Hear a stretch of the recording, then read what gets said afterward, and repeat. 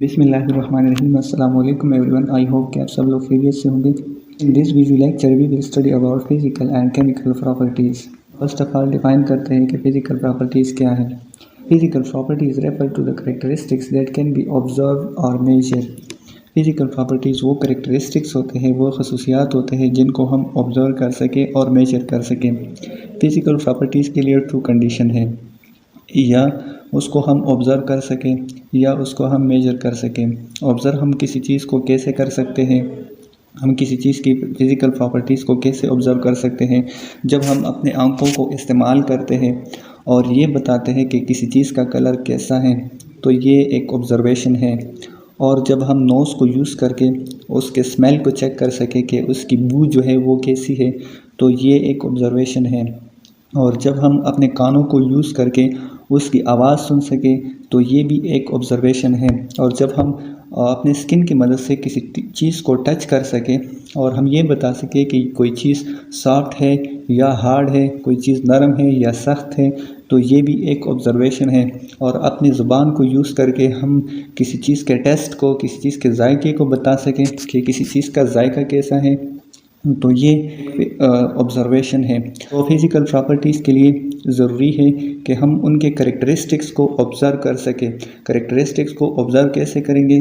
जब हम अपने 5 सेंसेस को यूज़ करें।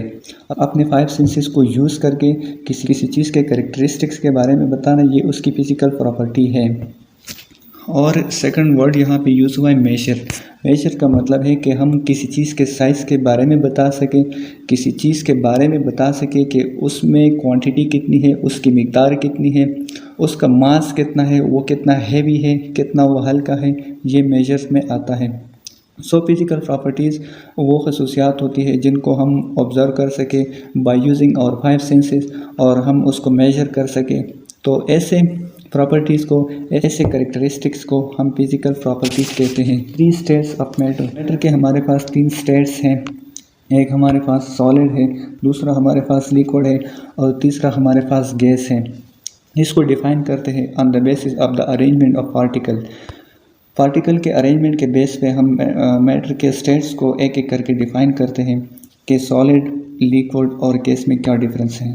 देखिए, हमारे पास मैटर की फर्स्ट स्टेट है जिसको सॉलिड कहते हैं। सॉलिड में क्या होता है? सॉलिड में जो पार्टिकल्स होते हैं, मैटर के जो पार्टिकल्स होते हैं, मीन जो एटम होते हैं, वो हाईली एक दूसरे के साथ क्लोजली पैक्ड होते हैं। इनके पार्टिकल्स के दरमियान जो इंटरमॉलिक्यूलर फोर्सेस होते हैं वो हाईली स्ट्रांग होते हैं। इसकी वजह से इनके सारे जो पार्टिकल्स हैं वो एक दूसरे के साथ अटैच रहते हैं। यहाँ पर आप देख सकते हैं ये सॉलिड स्टेट है और इसका हर एक पार्टिकल एक दूसरे के साथ बहुत ही ज़्यादा क्लोजली पैक्ड है। ये क्यों पैक्ड है? क्योंकि इनके पार्टिकल्स के दरमियान जो इंटरमॉलिक्यूलर फोर्सेस है, मॉलिक्यूल टू मॉलिक्यूल फोर्स है, पार्टिकल टू पार्टिकल जो फोर्स ऑफ अट्रैक्शन है, वो हाईली ज़्यादा है, यानी वो बहुत ही ज़्यादा है। इसी वजह से ये हार्ड होते हैं और ये फ्लो भी नहीं करते। अगर हम लिक्विड को देखें तो लिक्विड में हमारे पास जो मॉलिक्यूल्स होते हैं, इनके जो पार्टिकल्स होते हैं, इनके जो एटम्स होते हैं, वो एक दूसरे से दूर दूर होते हैं as compare to the solids. Solid के मुकाबले में लिक्विड के जो पार्टिकल्स होते हैं, इनके जो मॉलिक्यूल्स होते हैं, इनके जो एटम्स होते हैं, वो एक दूसरे से दूर दूर होते हैं। तो इसलिए इनके दरमियान जो इंटरमॉलिक्यूलर फोर्सेस होती हैं वो थोड़े से वीक होते हैं as compare to the solid. Solid के मुकाबले में इनके पार्टिकल्स के दरमियान जो इंटरमॉलिक्यूलर फोर्सेस ऑफ अट्रैक्शन होती है वो थोड़े से वीक होते हैं और इसलिए ये लिक्विड जो होता है ये फ़्लो करता है। क्यों फ़्लो करता है? क्योंकि इनके मॉलिक्यूलों के दरमियान जो डिस्टेंसेस है वो ज़्यादा होते हैं। अगर हम सॉलिड के पार्टिकल्स को देखें तो यहाँ पर मॉलिक्यूल्स के दरमियान या पार्टिकल्स के दरमियान जो डिस्टेंसेस है वो कम होते हैं। इस वजह से इनके दरमियान जो इंटर मॉलिक्यूलर फोर्सेस होते हैं वो भी स्ट्रांग होते हैं। यहाँ पर लिक्विड में अगर हम देखें तो मॉलिक्यूल से मॉलिक्यूल तक का जो डिस्टेंस है वो ज़्यादा होता है। इस वजह से इनमें इंटर मॉलिक्यूलर फोर्सेस वीक होते हैं और इसी वजह से ये हार्ड नहीं होते, लाइक सॉलिड की तरह ये हार्ड नहीं होते। इसी वजह से ये फ्लो करते हैं। और फिर अगर हम लिक्विड के मुकाबले में गैस को देखें तो गैस के जो मॉलिक्यूल है इनके दरमियान जो डिस्टेंसेस है, गैसेस के मॉलिक्यूल के दरमियान जो डिस्टेंसेस है वो लिक्विड से भी ज़्यादा है। अब जब इनके दरमियान डिस्टेंसेस हाई है मालिक्यूल टू मालिक्यूल के दरमियान जो फासले हैं वो ज़्यादा है, तो इसलिए इनके दरमियान जो इंटर मालिक्यूलर फोर्स होता है वो बहुत वीक होता है as compare to the liquid, and बहुत ही ज़्यादा वीक होता है as compare to the solid. तो इसलिए इनके जो पार्टिकल्स होते हैं ये फ्रीली मूव करते हैं। और सॉलिड के जो पार्टिकल होते हैं ये अपनी फिक्स पोजीशन में सिर्फ वाइब्रेट करते हैं। लिक्विड के मालिक्यूल जो होते हैं ये मोशन में होते हैं, और गैस के जो मालिक्यूल होते हैं ये फ्रीली मूव करते हैं, ये एक जगह से दूसरी जगह तक आसानी से हरकत करते हैं। तो on the basis of the arrangement of the particles we can divide the states of matter into 3 types. First solid में जो पार्टिकल की अरेंजमेंट होती है, जो पार्टिकल्स होते हैं वो हाईली क्लोजली पैक्ड होते हैं, वो एक दूसरे के साथ इंतहाई करीब होते हैं, और इनके दरमियान जो इंटरमॉलिक्यूलर फोर्सेस होते हैं वो भी स्ट्रांग होते हैं। लिक्विड में मालिक्यूलों के दरमियान जो फासले होते हैं वो थोड़ा ज़्यादा होते हैं। लिक्विड में इंटरमॉलिक्यूलर डिस्टेंसेस ज़्यादा होते हैं, इसलिए इनमें इंटरमॉलिक्यूलर फोर्सेस वीक होते हैं, और इनके जो पार्टिकल्स हैं ये मोशन में होते हैं, और इसी वजह से ये फ्लो भी करते हैं। जबकि गैसेस में जो मालिक्यूल हैं उनके जो पार्टिकल्स हैं उनके दरमियान इंटरमॉलिक्यूलर डिस्टेंसेस जो होते हैं, इंटर पार्टिकल डिस्टेंसेस बहुत ज़्यादा होते हैं, और इनके दरमियान जो इंटरमॉलिक्यूलर फोर्सेस होते हैं वो हाईली वीक होते हैं as compare to the liquid and solid, इसलिए गैस के पार्टिकल फ्रीली मूव करते हैं। सो यहाँ पर पिक्चर्स में अब आप इनके एग्जांपल भी देख सकते हैं। वॉच को देखें, ये आपके पास सॉलिड है, ये कोई थैला है, इसके अंदर कोई सर्फ हो गया या कोई और चीज़ होगी, ये भी आपके पास सॉलिड है। बुक भी आपके पास एक सॉलिड है, गिटार या टेबल, ये सारी चीज़ें सॉलिड है। लिक्विड में आपके पास आता है जो ड्रिंकिंग है, ऑयल वगैरह हो गए, पानी हो गया, ये लिक्विड है। गैसेस में आपके पास धुआं आता है, एलपीजी गैस, सीएनजी गैस, ये सारी चीज़ें आपके पास गैसेस में आते हैं कि थर्मल कंडक्टिविटी क्या है। Thermal conductivity it is the ability of a substance to conduct heat. Substance की वो एबिलिटी जिसमें वो हीट को कंडक्ट कर सके, यानी उसमें से हीट आसानी से पास हो सके, उसको हम थर्मल कंडक्टिविटी कहते हैं। फॉर एग्ज़ाम्पल, अगर ये आपके पास लोहे का एक रॉड है, आप इस लोहे के इस एंड को जब गर्म करेंगे तो इस लोहे का ये एंड भी गर्म होगा। क्यों होगा? क्योंकि ये जो आयरन रॉड है, लोहे का जो रॉड है, ये हीट को कंडक्ट करता है, ये हीट को पास करता है। यहाँ से इसको हीट मिला, इसने इस हीट को यहाँ तक पास किया, तो इसको हम थर्मल कंडक्टिविटी कहते हैं। हमारे पास एक्टिविटी है 4.3 थर्मल कंडक्शन के हवाले से है। इसमें आपके पास जो चीज़ें रिक्वायर्ड है, सबसे पहले आप क्या लें, take 3 spoons of different materials, metal, plastic and wood. आपने 3 स्पून लेने हैं, आपने 3 चमचे लेने हैं। एक आपने मेटल का ले लेना है, स्टील का ले लेना है, या आपने सिल्वर का ले लेना है, या आपने आयरन का ले लेना है, और 1 स्पून आपने प्लास्टिक का ले लेना है, और 1 स्पून आपने वुड का ले लेना है, लकड़ी का आपने 1 स्पून ले लेना है। फिर आपने क्या करना है, स्कूप बटर इन 3 स्पून्स, और इन तीनों स्पून्स के ऊपर आपने बटर लगा लेना है, इसके ऊपर बटर को डाल देना है। Immerse the 3 spoons in a glass with boiling water, और फिर आपने इन तीनों स्पून्स को, इन तीनों चमचों को आपने ग्लासेस में रखना है। कौन से ग्लासेस में रखना है? जिसमें बॉइलिंग वाटर हो, यानी जिसमें गर्म पानी हो, उबला हुआ पानी हो। Record your observation, where did you see the butter melt first, कि बटर जो है वो कहाँ पे सबसे पहले मेल्ट हुआ। Why do you think this happen, और आप क्या समझते हैं कि ऐसा क्यों हुआ। अगर हम देखें ना तो इन तीनों ग्लासेस में गर्म पानी पड़ा हुआ था, और इन ग्लासेस में हमने 3 चमचे रखे, और इन तीनों चमचों के ऊपर हमने बटर लगाया हुआ था। और इसमें हमसे ये पूछा जा रहा है कि जब इस गर्म पानी में हमने इन तीनों चमचों को रखा, इन तीनों स्पून्स को रखा, तो आपने क्या चेंज ऑब्जर्व किया। कौन से चम्मच का बटर जो है सबसे पहले मेल्ट हुआ। तो यकीनन अगर आप यहाँ पे देख सकें तो ये वाला जो बटर है ये सबसे पहले मेल्ट हुआ, और ये वाला बटर जो है ये अभी मेल्ट नहीं हुआ, और ये बिल्कुल भी नहीं हुआ। उसकी वजह ये है कि इस गिलास में हमारे पास गर्म पानी पड़ा हुआ था, और ये वाला जो स्पून है ये आपके पास मेटल का था, यानी आयरन का था, या ये आपने सिल्वर का लिया हुआ था, या स्टील का लिया हुआ था, या आपने सिल्वर का लिया हुआ था, या आपने आयरन का लिया हुआ था। तो आयरन और सिल्वर जो है ये गुड कंडक्टर ऑफ हीट है, ये हीट का अच्छा कंडक्टर है, ये हीट को अच्छे तरीके से पास कर सकता है from one end to the another end. तो ये गर्म पानी जो था इसने इस आयरन के चम्मच को हीट ट्रांसफ़र किया और ये हीट इस चम्मच के इस किनारे से ऊपरी किनारे तक पहुंच गया। जब यहाँ पर ये हीट पहुंचा तो यकीनन इसने इस बटर को भी गर्म किया होगा। तो इस वजह से यहाँ पर हीट की वजह से पड़ा हुआ बटर जो है वो मेल्ट हुआ। यहाँ पर अगर हम इस चम्मच को देख सकें तो यहाँ पर भी पानी गर्म था, लेकिन यहाँ पर जो चम्मच पड़ा हुआ था वो प्लास्टिक का था और प्लास्टिक जो है ये इतना अच्छा हीट कंडक्टर नहीं है। तो यहाँ पर जो बटर है ये अभी मेल्ट नहीं हुआ है। उसकी वजह यह है कि यहाँ गर्म पानी ने इस चम्मच के इस एंड तक तो हीट ट्रांसफ़र कर दिया, लेकिन ये हीट अभी ऊपर तक ट्रांसफ़र नहीं हुआ, इसलिए ये बटर जो है यहाँ पर ठीक ठाक पड़ा हुआ है।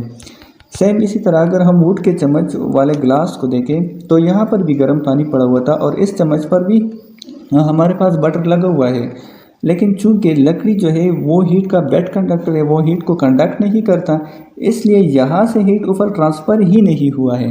अब जब हीट ट्रांसफ़र ही नहीं हुआ है तो यहाँ का बटर जो है ये मेल्ट ही नहीं हुआ है।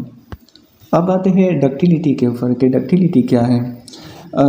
एबिलिटी टू बी शेप्ड और ड्रॉन इनटू अ वायर, ये किसी मेटल की किसी सब्सटेंस का वो एबिलिटी है, वो सलाहियत है जिनमें हम उस मैटर को, उस मेटल को, उस सब्सटेंस को तारों में खींच सके, उनके डिफरेंट शेप्स बना सके।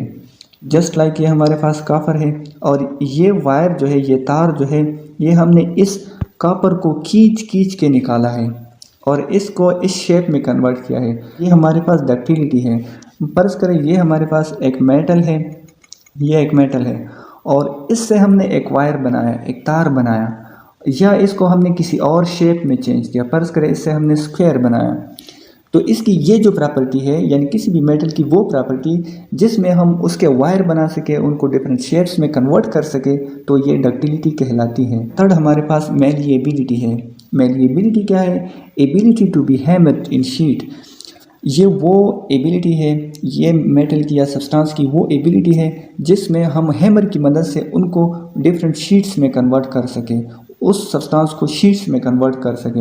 यहाँ पर इसको एक्सप्लेन किया हुआ है कि मेलिएबिलिटी क्या है। Metal hammered into thin sheets, यहाँ पर एक मेटल है ये वाला और इनको हैमर मार मार के ऐसे शीट में कन्वर्ट किया हुआ है, तो इस प्रॉपर्टी को हम मेलिएबिलिटी कहते हैं। Gold is the most malleable metal, सबसे ज़्यादा मेलिएबल मेटल जो है वो गोल्ड है। What do you think Y copper is used for making wire and gold is used for making jewellery?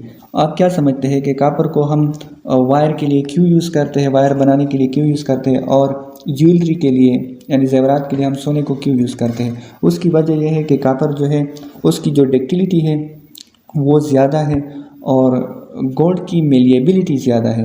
Malleability क्या होती है? यानी इसको हम शीट्स में अच्छे तरीके से कन्वर्ट कर सकते हैं, जबकि कॉपर को हम वायर में अच्छे तरीके से कन्वर्ट कर सकते हैं। यानी कॉपर की डक्टिलिटी अच्छी है और गोल्ड की मेलिएबिलिटी अच्छी है। तो ज्वेलरी के लिए मेलिएबिलिटी ज़रूरी है और वायर के लिए डक्टिलिटी ज़रूरी है, इसलिए हम वायर के लिए कॉपर को यूज़ करते हैं और ज्वेलरी के लिए गोल्ड को यूज़ करते हैं। नेक्स्ट जो प्रॉपर्टी है वो है मेल्टिंग पॉइंट। मेल्टिंग पॉइंट क्या है? Melting point is the temperature at which solid change into liquid. ये वो टेम्परेचर है जिसके ऊपर सॉलिड जो है वो लिक्विड में चेंज हो सके। फ़र्ज़ करें हमारे पास आइस है, आइस यानी बर्फ़ है, और उसको जब हम 0 डिग्री सेंटीग्रेड से ऊपर के टेम्परेचर पे रखते हैं तो वो लिक्विड में कन्वर्ट हो जाते हैं। तो 0 या 1 डिग्री सेंटीग्रेड ये आइस की मेल्टिंग पॉइंट है। बॉइलिंग पॉइंट क्या है? Boiling point is the temperature at which a liquid boils and convert into vapour. Boiling point वो टेम्परेचर है जिसके ऊपर लिक्विड जो होते हैं वो वेपर्स में कन्वर्ट हो जाते हैं। फर्ज करें वाटर है, वाटर को जब हम 100 डिग्री सेंटीग्रेड पर गर्म करते हैं तो ये वेपर्स में कन्वर्ट हो जाते हैं, गैस में कन्वर्ट हो जाते हैं, तो इसको कहते हैं बॉइलिंग पॉइंट। सॉल्युबिलिटी क्या है? Solubility is the maximum amount of solute that can B dissolve in a certain quantity of solvent at a particular temperature. एक ख़ास टेम्परेचर पर जब हम किसी सब्सटेंस को किसी सॉल्वेंट में डिज़ोल्व करते हैं तो वो उसकी सॉल्युबिलिटी है। फ़र्ज़ करें हम चीनी को वाटर में और डिज़ोल्व करते हैं, तो चीनी हमारे पास सॉल्यूट है और वाटर जो है वो सॉल्वेंट है। अब चीनी कितनी मिकदार में वाटर में हल हो सकती है, कितनी ज़्यादा हो सकती है, कितनी कम हल हो सकती है वाटर में, तो ये चीनी की सॉल्युबिलिटी कहलाती है। इंटरेस्टिंग फैक्ट्स में देखते हैं। देखिए ये हमारे पास प्योर वाटर है और जब ये फ्रीज हो जाता है, यानी जब इसका टेम्परेचर हम लो कर देते हैं, तो ये आइस बन जाते हैं। ये साल्ट वाटर है, मीन इस पानी में हमने नमक मिलाया हुआ है और इस साल्ट वाटर का जब हम टेम्परेचर लो कर देते हैं तो वो स्लश बन जाता है। जब ये स्लश होते हैं, इनको हम मज़ीद इसके टेम्परेचर को हम लो कर देते हैं, इनको हम मज़ीद जब फ्रीज़ कर देते हैं तो ये आइस बन जाता है और ये जो साल्ट है ये इससे साइड पे हट जाता है। In places where heavy snowing takes place, वो जगह जहाँ पे ज़्यादा बर्फबारी होती है, a salt solution spread on the road, वहाँ पे हम रोड्स के ऊपर साल्ट सोल्यूशन का स्प्रे करते हैं, यानी नमक वहाँ पे छिड़कते हैं। Salt lower the freezing point, जिसकी वजह से साल्ट जो है वहाँ का जो फ्रीजिंग पॉइंट होता है वो उसको लो कर देता है, यानी अगर -1 पे पानी फ्रीज होता है तो ये अभी -3 पे होगा या -4 पे होगा, making it difficult for water to freeze on the road. और जिसकी वजह से फिर पानी जो है या स्नो जो है, बर्फ़ जो है वहाँ रोड पे वो नहीं जमता। क्यों नहीं जमता? क्योंकि वहाँ पे हमने नमक का स्प्रे किया होता है और नमक जो है ये फ्रीजिंग पॉइंट को मज़ीद कम कर देता है। अब आते हैं केमिकल प्रॉपर्टीज़ के ऊपर। केमिकल प्रॉपर्टीज़ क्या हैं? A chemical property is a characteristics of substance that can be observed when it participates in a chemical chain. किसी भी सब्सटेंस की केमिकल प्रॉपर्टी को हम तब ऑब्जर्व कर सकते हैं जब वो सब्सटेंस एक केमिकल चेन में हिस्सा लेता है। और to identify a chemical property we look for a chemical change. किसी भी सब्सटेंस की केमिकल प्रॉपर्टी को आइडेंटिफाई करने के लिए हम केमिकल चेंज की तरफ देखते हैं। A chemical change always produces one or more types of matter that differs from the matter present before. और केमिकल चेंज के नतीजे में ऐसा मैटर प्रोड्यूस होता है जो पहले वाले मैटर से डिफरेंट होता है। देखिए केमिकल चेंज जो होता है ये केमिकल रिएक्शन के नतीजे में आता है। और केमिकल रिएक्शन क्या है?